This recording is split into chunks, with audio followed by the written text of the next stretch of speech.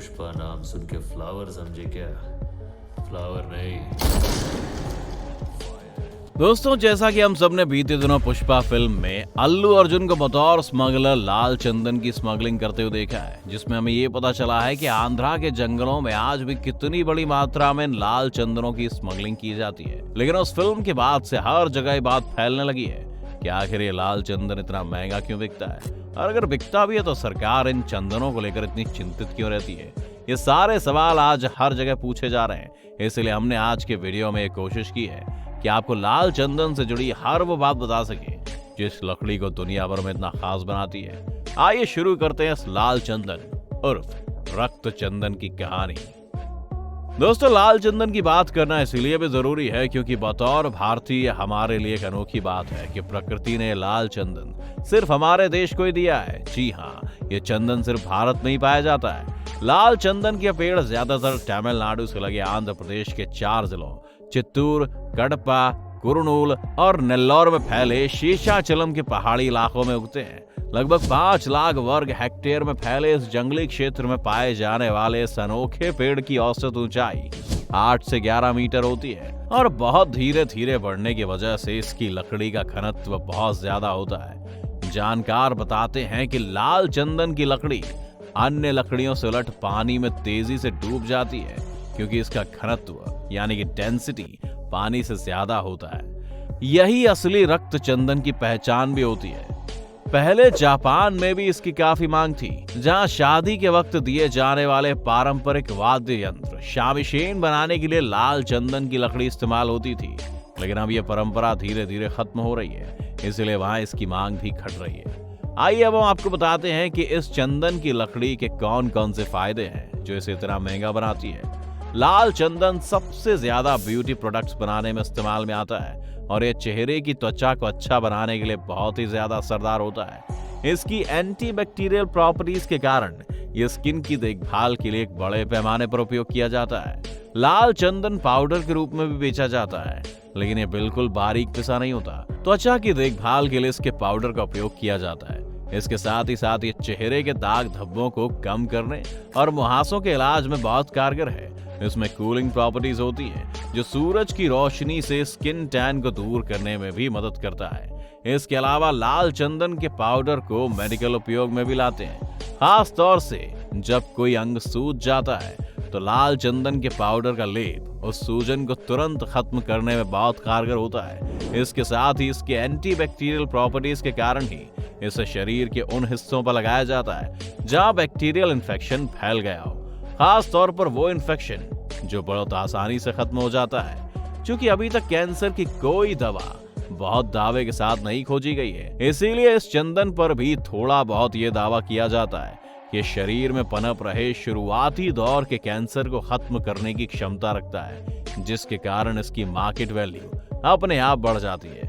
अब पूरी दुनिया में अगर इसकी मांग की बात करें तो ये लाल चंदन मुख्य रूप से इसलिए भी फेमस है क्योंकि इससे बनने वाले फर्नीचर काफी सुंदर और शानदार होते हैं। इसके अलावा शराब बनाने में भी इसकी लकड़ी का इस्तेमाल किया जाता है, इसीलिए इस लकड़ी की मांग वैसे तो दुनिया भर में है, लेकिन इस समय सबसे ज्यादा चाइना में है।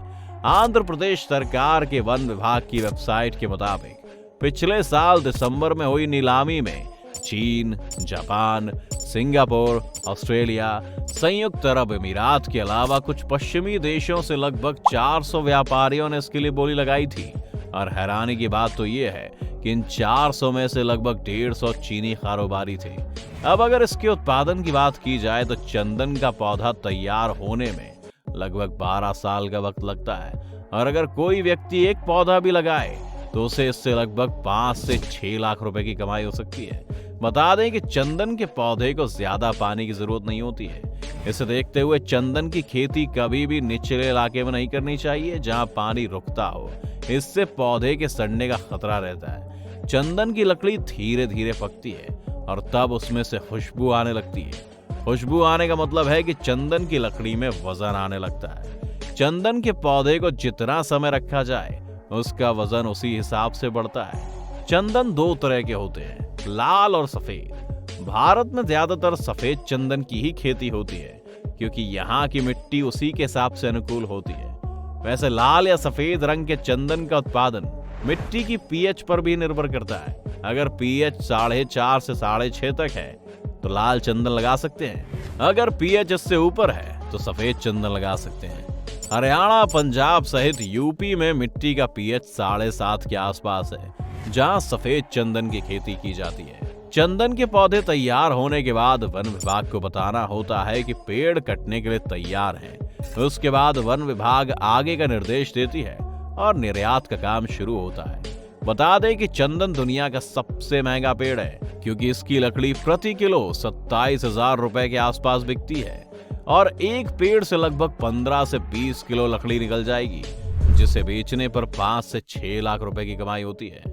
जानकारी के लिए बता दें कि चंदन के पौधे सरकार की तरफ से बेचे जाते हैं। इसमें किसी प्राइवेट एजेंसी का रोल नहीं होता।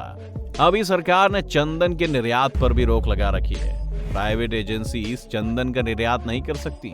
ये काम सिर्फ सरकार ही कर सकती है, यानी कि खेती कोई भी कर ले, लेकिन उसकी कुल्हाड़ी का निर्यात सिर्फ सरकार ही करेगी। दरअसल 1994 के बाद इस दुर्लभ प्रजाति के पेड़ की कटाई पर रोक लगा दी गई।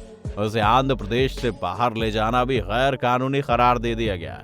पर आपको तो पता है, कानून बनने से पहले ही लोग उसे तोड़ने के लिए तैयार रहते हैं। और जब तस्करी के बाजार में 1 टन की कीमत 3 करोड़ तक मिल रही हो, तो तस्कर भी अपनी जान की बाजी लगाने के लिए तैयार हो जाते हैं। इस पूरे प्रोसेस में कोई एक आदमी नहीं होता है, इसका पूरा का पूरा नेक्सस होता है। पेड़ काटने वाला मजदूर दिहाड़ी पर होता है, फिर चोरी छिपे पुलिस की नजरों से लाल चंदन को निकालकर पोर्ट तक पहुंचाने वाला अपना कमीशन कमाता है, और जिसके इशारे पर यह सब होता है वो चाइना जैसे देश से इलीगल ट्रेड कर करोड़ों कमाते हैं। जैसा आपने पुष्पा फिल्म में देखा, कुछ उसी तरह हर साल 2000 टन लाल चंदन की लकड़ी चेन्नई, मुंबई, तूतीकोरिन और कोलकाता बंदरगाहों के अलावा नेपाल और तिब्बत के रास्ते चीन के प्रमुख बाजार तक तस्करी करके पहुंचाते हैं। दोस्तों, तस्करी के लिए पेड़ों की इतनी ज्यादा कटाई की जा रही है कि लाखों हेक्टेयर में फैले लाल चंदन की खास लकड़ियों की तादाद 50% तक कम हो गई है। लेकिन तस्करी इतनी भी आसान नहीं होती है, वो भी तब जब STF यानी स्पेशल टास्क फोर्स खुद उसकी निगरानी में लगे हों। फिर भी ना तस्कर रुकते हैं और ना उन्हें रोकने के लिए पुलिस, और उनके बीच मुठभेड़ चलती ही रहती है।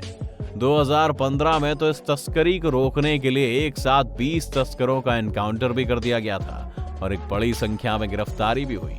पर आपको ये भी बता दूं कि तस्करी करते हुए पाए जाने पर 11 साल तक की सजा का प्रावधान होता है। तस्करी को रोकने के चक्कर में बहे इस खून में अखबारों ने खूब सुर्खियां भी बटोरी, पर ना तो तस्कर रुके और ना ही तस्करी, और ये धरपकड़ आज तक चल रही है। और इसी वजह से लाल चंदन को रक्त चंदन भी कहते हैं। दोस्तों, ये थी लाल चंदन से जुड़ी हर वो जानकारी जो आपके लिए बहुत ज्यादा जरूरी है। इसीलिए पुष्पा फिल्म देखने वालों से अनुरोध है कि इस वीडियो को लाइक और शेयर जरूर करें। साथ ही आपको पुष्पा मूवी कैसी लगी हमें कमेंट करके जरूर बताएं, और इसी तरह के और भी इंटरेस्टिंग वीडियोस देखते रहने के लिए चैनल को सब्सक्राइब कर बेल आइकन जरूर दबाएं। हम मिलेंगे अगली वीडियो में।